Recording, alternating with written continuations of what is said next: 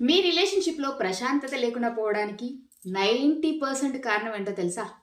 అవతలి వ్యక్తిని మీ ఇష్ట ప్రకారం మార్చేయాలి అనుకునే మీ అత్యాశ, దురాశ. పెళ్ళైన కొత్తలోనో లేదా లవ్‌లో పడిన కొత్తలోనో వాళ్ళలో ఉన్న 70% మంచి గుణాలను చూసి ఇష్టపడతారు. రైట్? కానీ రోజులు గడిచే కొద్దీ మిగిలిన 30% మీకు నచ్చని అలవాట్లుంటాయి కదా!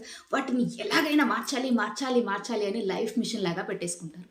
పదే పదే వాళ్ళను మార్చాలని ట్రై చేయడం అంటే, మీరు వాళ్ళ వ్యక్తిత్వాన్ని గౌరవించట్లేదు. కేవలం మీ కంట్రోల్‌లో ఉంచుకోవాలి అని అనుకుంటున్నారు.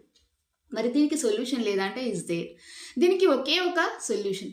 Radical acceptance. అంటే మీ భాగస్వామిలో మీకు నచ్చని ఆ 30% అలవాట్లను ఒక పేపర్ మీద రాసుకోండి.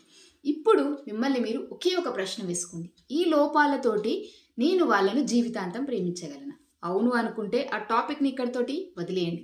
లేదు అది నా డీల్ బ్రేకర్ అని అనుకుంటే గౌరవంగా విడిపోండి. అంతేకాని రోజుకొక గొడవతోటి ఇద్దరి లైఫ్‌ను నరకం చేసుకోకండి, చేయకండి. మనుషులను మార్చడం మన పని కాదు. వాళ్ళను అర్థం చేసుకోవడమే మన బాధ్యత. ఈ పాయింట్ గనక మీకు నిజం అనిపిస్తే ఇప్పుడే ఈ రీల్‌ని సేవ్ చేసుకోండి. మీ వాళ్ళకి షేర్ చేయండి. మరిన్ని సైకాలజీ అప్డేట్స్ కోసం ఫాలో అవ్వండి. నమస్తే.